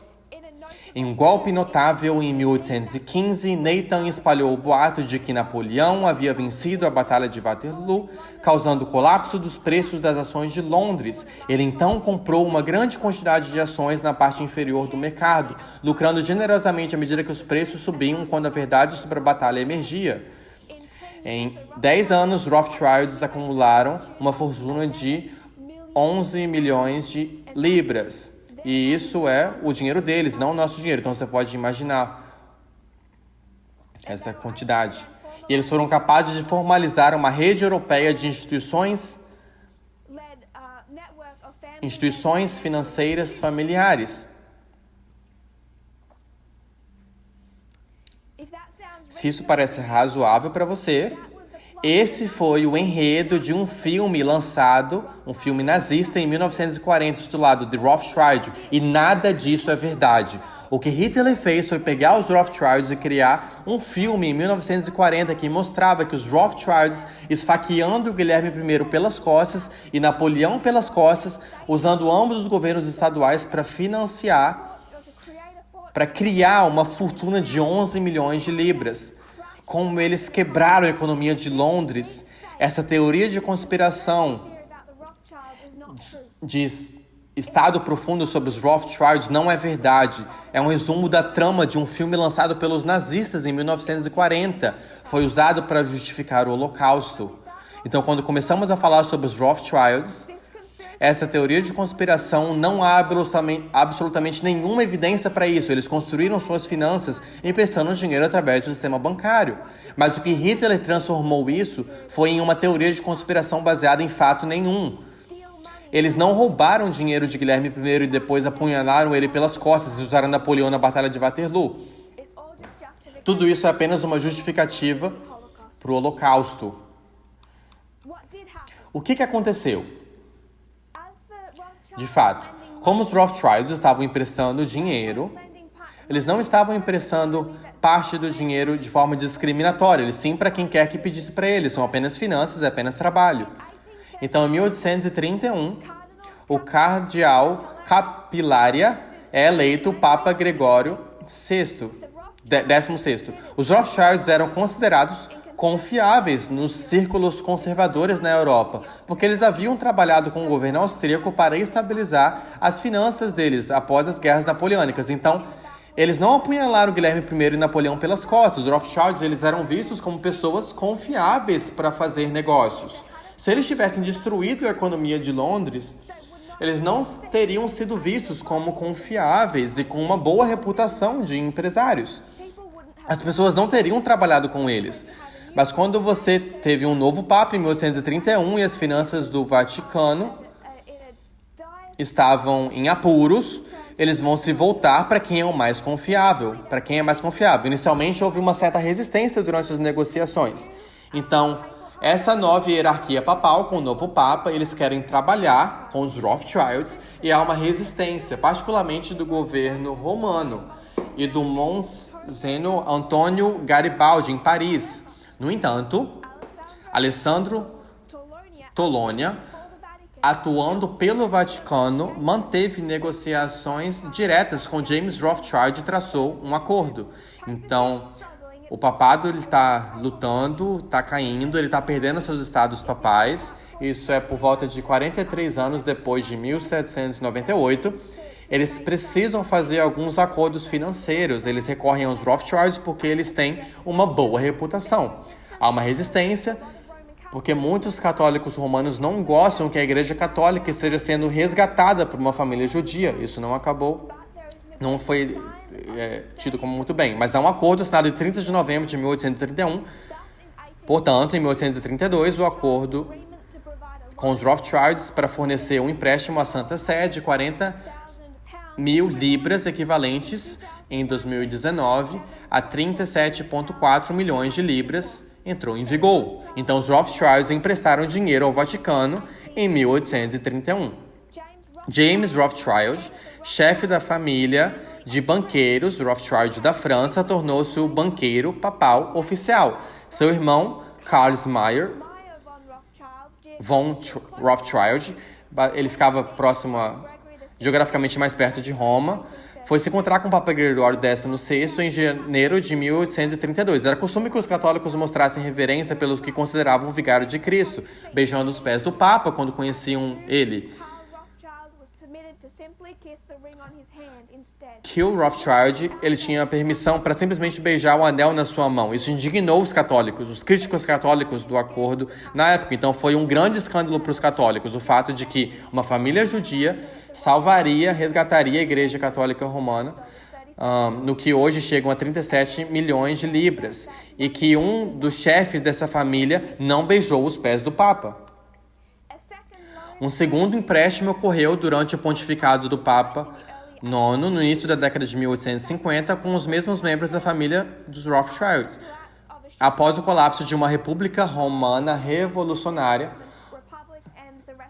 de curta duração e a restauração dos estados papais. Relatos sobre este empréstimo levaram a duras críticas ao Papa Gregório XVI no mundo cristão, particularmente no mundo católico. Particularmente no mundo católico, mas também através do mundo protestante. Quase todos circulou em torno do judaísmo dos Rothschilds. Então, não era o fato de que eles eram existiam esse conhecimento oculto que o Walter Waite desenterrou. Isso foi um escândalo em 1830, 40 e 50. O poeta francês Alfred de Vigny disse que um judeu agora reina sobre o Papa. E o cristianismo, ele paga monarcas e compra nações. Ludwig von é um judeu convertido ao luteranismo e um membro do movimento jovem da Alemanha, afirmou que um judeu rico beija sua mão, enquanto um cristão pobre beija os pés do Papa. Então, um pobre cristão beija os pés do Papa e um judeu rico só tem que beijar a sua mão. Os Rothschilds, eles rapidamente, mais nobres do que seu ancestral Judas Iscariotes, ele vendeu Cristo por 30 pequenas peças de prata. Os Rothschilds o comprariam se ele estivesse à venda. Outro exemplo proeminente é a menção do empréstimo em um soneto, não vou ler o nome todo dele completo, acho que eles chamam ele de Belly. Belly considerava os Rothschilds altamente questionáveis para ele. Enquanto considerava os Rothschilds altamente questionáveis para ele, o Papa era ainda pior como homem fraco que vendeu Roma e o Estado e, portanto, não era mais digno de usar as vestes papais. Esse não era um Estado profundo, controlados pelos Rothschild, com uma teoria de conspiração. Eles estavam fazendo o seu trabalho, emprestaram dinheiro ao Guilherme I, trabalhavam nas guerras napoleônicas, controlaram parte das finanças e interagiram com o Vaticano. Não era segredo, era amplamente aceitável.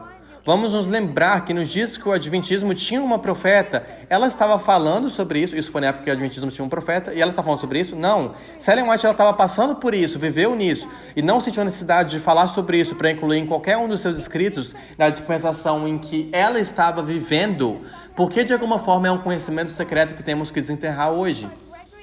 O Papa Gregório XVI nomeou o cardeal Tosti como novo tesoureiro papal em julho de 1834. Toshi, ele tentou refinanciar a dívida em termos mais favoráveis. Por causa da reação entre a comunidade cristã e católica por estarem trabalhando com essa família de banqueiros judeus, o Toshi, o novo tesoureiro papal, ele tentou anular o acordo com os Rothschilds pelas costas dele e entrar em um acordo com uma outra firma bancária em Paris por causa dessa reação. E quando ele fez isso, um dos chefes dos Rothschilds viajou para Roma, estendeu o seu contrato e disse: você assinou isso, você não pode desistir desse contrato, voltar atrás. A Igreja Católica foi forçada por esse contrato a não entrar em acordo com uma outra firma bancária. Os Rothschilds então tentaram alavancar sua influência dentro do Vaticano para melhorar as condições para os 15 mil judeus nos estados papais. Eles pediram ao Papa que eles cancelassem os impostos extras que eram taxados apenas nos judeus. A proibição de ter uma propriedade no gueto e a proibição de trabalhar como alguns trabalhos profissionais. E para abolir essas normas probatórias que os colocam em desvantagem nos processos judiciais. Seus pedidos eles foram recusados. Então eles tentaram melhorar a sorte dos judeus que ainda viviam em desvantagem nos guetos dos estados papais, mas nada disso se tornou possível. Então, quando você volta e vê o trabalho que os Rothschilds fizeram dentro do Vaticano, sim, voltando lá nos 1880, durante as guerras napoleônicas, pelos 30, 50 e adiante, você tinha os Rothschilds trabalhando, fazendo o seu trabalho. Também trabalhando para a Igreja Católica, como parte de seu sistema bancário. Então, quando você chega a uma enciclopédia judaica, que foi escrita em 1906, que diz que os Rothschilds são os guardiões do tesouro papal, tão quanto isso soa como evidência de uma teoria de conspiração, na verdade não é. É apenas um fato histórico. Mas aquele fato histórico que era verdadeiro em 1906, não em 2020 ou 2018. Era verdade em 1906. Em 2020, quanta influência a família Rothschild tem no sistema bancário? Nenhum. Nas finanças do Vaticano? Nenhuma. Nada disso existe 120 anos depois. Quase 200 anos após, 190 anos após a assinatura do primeiro empréstimo, o sistema não funciona mais dessa forma. Então, para usar os anos de 1830 e 50 e depois em uma frase da enciclopédia de 1906 para provar que esse estado profundo satânico, onde o Papa controla os Rothschilds, controla os sionistas, controla os terroristas, esse é o modelo que trouxe à tona os terroristas de 11 de setembro. Primeiro, esse é o modelo que trouxe à tona, né? Os terroristas, 11 de setembro, papas, sionistas, Rothschilds. Pensa nas evidências de que isso realmente é construído. Não há nenhuma. Na verdade, é baseado na ignorância, porque eles seriam listados em uma enciclopédia de 1906 como sendo os guardiões do tesouro papal. É assim, ela fala, na verdade é uma ignorância. Por que eles seriam listados em uma enciclopédia de 1906 como sendo os guardiões do tesouro papal? Será que eles têm um relacionamento com o Papa 114 anos depois? Será que esse Papa controla os sionistas e é a razão por detrás para o 11 de setembro? Esse Illuminati satânico, esse estado profundo do Illuminati satânico? Por que é que a Síria é aparentemente tão atrasada e tão intimidadora que terroristas não podem surgir do Oriente Médio? Porque eu andei pela Síria e não vi nenhum. Você pode ver como essa metodologia é construída. É construído da mesma forma que a Mary Stuart Welch constrói a dela. Você pode ver o 666, a letra da campanha publicitária da Coca-Cola, a letra da música dos Beatles. Eles usam a mesma metodologia para chegar às mesmas conclusões satânicas de um estado profundo. Essa é a teoria de conspiração. E continuam hoje. Você vê as teorias de conspiração ao redor de George Soros. Ele é um homem rico hoje, ele é um bilionário.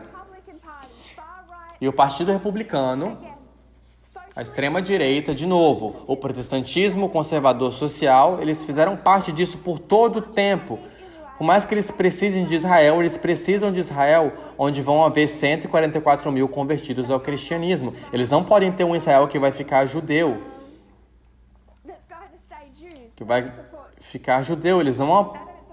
Eles não apoiam os judeus, eles precisam desse Estado judaico para se trazer esses...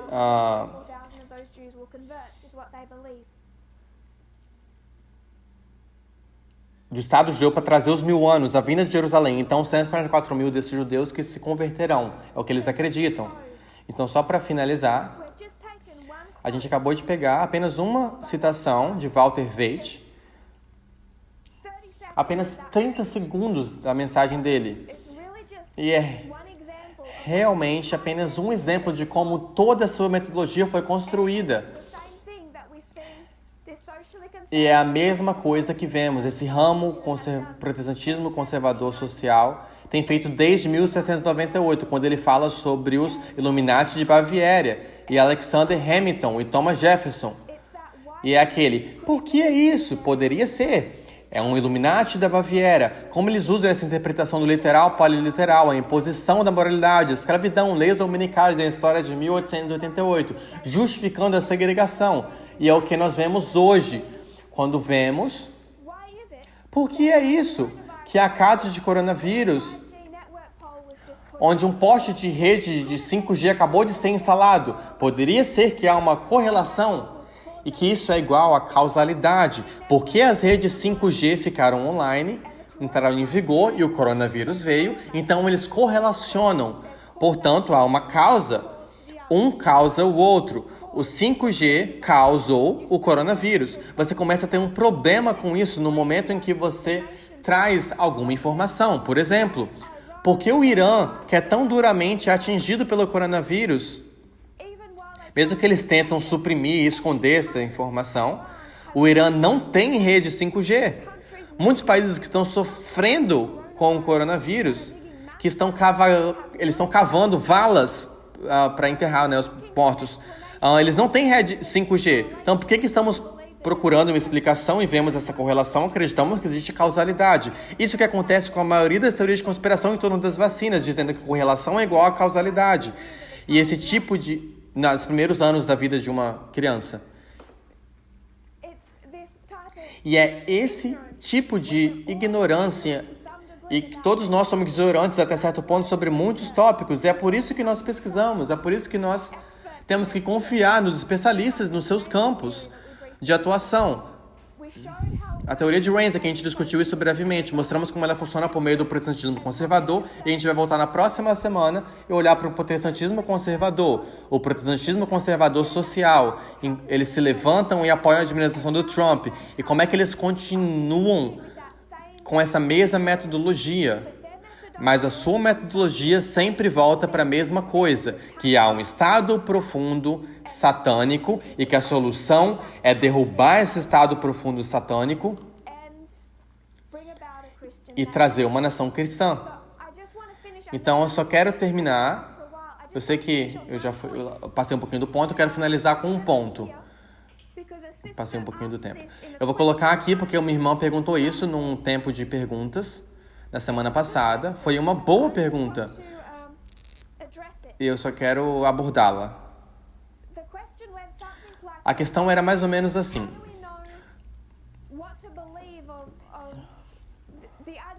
Como sabermos em que acreditar do Adventismo com o qual crescemos? Tudo que ouvimos de Walter Waite, do Adventismo conservador, como é que a gente sabe no que acreditar? Eu quero trazer algo aqui, se você puder me acompanhar. Todos nós entendemos sobre a ideia de um governo mundial único. Um governo mundial. Nós pegamos isso de passagens de Daniel e Apocalipse, particularmente Apocalipse, e falamos sobre os 10 reis.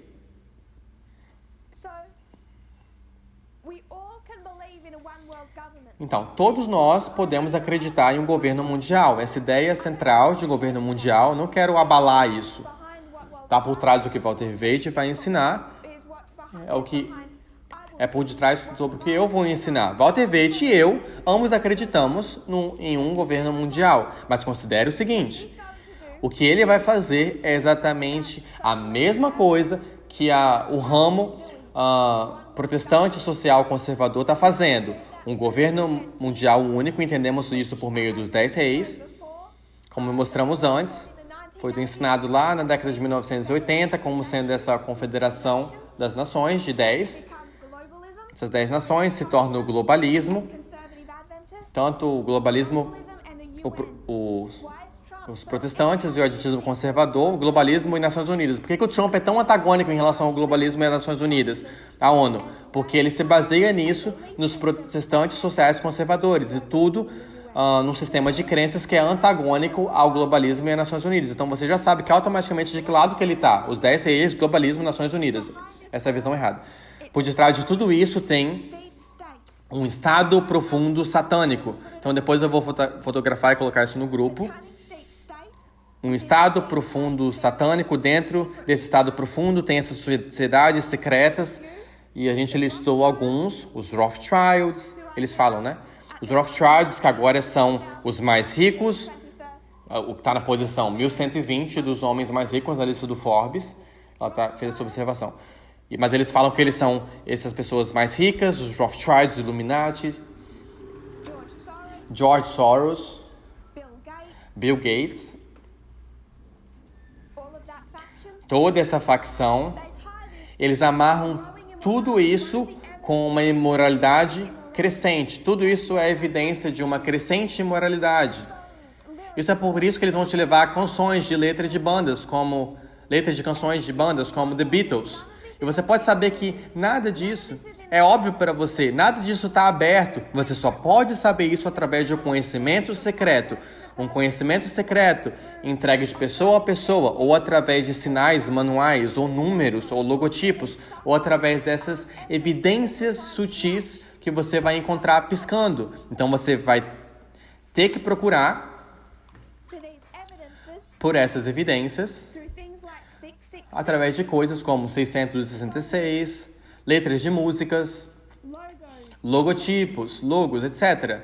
This was behind Mary Isso estava por trás da Mary Stuart Health e isso é exatamente o que o Walter Waite faz. Então esse é um lado. believing this Todos acreditam, world government, it's what's coming. todos nós acreditamos nesse governo mundial. Não, perdão, é que eles acreditam nesse governo mundial dessa maneira. Nós também acreditamos nesse um governo mundial.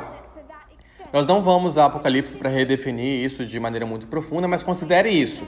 Nós acreditamos nos 10 reis. we're not going to approach it through conspiracy theories. Mas nós não vamos abordar isso por meio de teorias de conspiração. Esse lado de cá errado vai ser abordado por meio de conspirações. Going to be a E o lado certo aqui, a gente vai abordar por meio de parábolas. 10. Então, onde você encontra 10 de algo, um grupo de 10? The tribes of Israel. As tribos de Israel, você tem os 2 e os 10. Tribes, Então, quando você tem as 10 tribos, como é que elas são estruturadas? Você tem 10, mas cada um desses 10 tem autonomia? Não. Você tem um controlando os outros 9. the other 9 Um controla os outros 9, é uma ditadura. Então, um é um ditador 9. acima dos 9, sobre os 9. Então, você vai direto à parábola para saber como aqueles 10 reis se parecem. O Israel Antigo vai te dar isso, os 10. What we can understand through E o que nós podemos entender através de outras parábolas, essa aqui foi uma, é apenas uma. Você pode ir para uma segunda, você pode ir para a história de 1989 e ver de novo. Mas esse um governo mundial, em vez de ser um estado profundo, onde são todos amigos, o que você vê é os Estados Unidos control the controlando as Nações Unidas como uma ditadura. what we call unilateralism. O que chamamos de unilateralismo. E isso requer a união do republicanismo e o protestantismo, igreja Plus state. mais Estado. And you can prove that. E você pode provar isso, você pode ver isso mesmo através de citações diretas de Ellen White. O que o protestantismo vai fazer é que o protestantismo vai trabalhar com as Nações Unidas para trazer uma lei dominical, quando a gente lê Ellen White.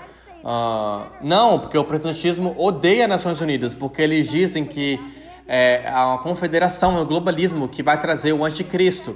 Republicanismo e protestantismo, igreja e Estado. Nós vamos usar parábolas. Podemos usar várias parábolas, se eu listar aqui. Se você ler Ellen White, você vai ver que o que ele vai fazer? Ele vai trabalhar com as Nações Unidas para trazer o decreto dominical? Não, Another não é assim que funciona. is what happened in 1989 as we went from two Então, superpowers listando, né? E os 9 tribos, uma sobre a outra. Outra palavra que aconteceu com 1989, quando passamos de 2 superpotências para uma outra superpotência, na Guerra do Golfo. Isso foi demonstrado em outros vídeos. World War I Outra testemunha, novamente, plus usando parábolas. Primeira Guerra Mundial mais Segunda Guerra Mundial World War III é igual à Terceira Guerra Mundial. Então, a Primeira Guerra Mundial, o Kaiser Wilhelm, plus mais Hitler o Adolf Hitler equals é igual Donald Trump. a Donald Trump. Now was Adolf Hitler Agora, o Adolf Hitler ou o Kaiser Wilhelm, deep state were all eles estavam trabalhando com um estado profundo onde todas as nações eram amigas dos bastidores? Não. Se Hitler tivesse vencido a Segunda Guerra Mundial, o que você teria? Você teria um governo mundial. Haveria outros governos, um território muito grande para se controlar, mas todos estariam sujeitos sobre a sua liderança. Seria como foi com as tribos, um ditador controlando os outros. so World War I Então, a Primeira Guerra Mundial, Segunda Guerra Mundial é igual à Terceira Guerra Mundial. Ditadura, ditadura, ditadura. so these are all parables that Então, isso tudo são parábolas que nos dão testemunho de como isso se parece. while we all can believe Então, enquanto todos podemos acreditar na ideia de um governo mundial, como isso se parece vai levar para 2 caminhos bem diferentes. E a conclusão de que a gente chega point in 2016 a um ponto em 2016 em que divide não apenas o adventismo, mas também o protestantismo, porque agora é visível. Quando chega a um ponto agora que é visível, né? Se você acredita que o governo mundial é assim, do lado esquerdo ali, quem é o Trump para você? this is your one Se essa aqui é o seu governo mundial, o globalismo, as Nações Unidas, um estado profundo, satânico, espalhando imoralidade, que você pode ver através dessa ciência secreta, quem é o Trump para você? O Trump é o herói. Trump is the sign Trump é Ciro. he's the anointed Ele é o ungido para te salvar. If you believe in this, Se você acredita nisso, no outro lado, se assim é construído ser um governo mundial, não com base em teorias de conspiração, mas usando o ensino de parábolas, que nós demos várias testemunhas, muitas, que cada uma é fiel, pode permanecer por si mesma. A Segunda Guerra Mundial, ela, sozinha, permanece de pé. Nós temos evidências bíblicas, evidências históricas de que o Trump se torna ditador. the dictator. É uma evidência por si só, mas também temos evidências bíblicas e históricas para evidenciar que o Trump se tornou um ditador.